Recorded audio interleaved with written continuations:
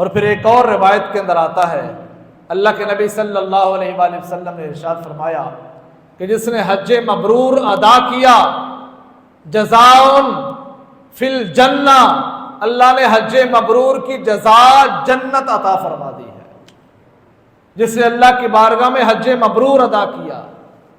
اب حج مبرور کیا ہے؟ جس نے گناہوں کے بغیر حج کیا۔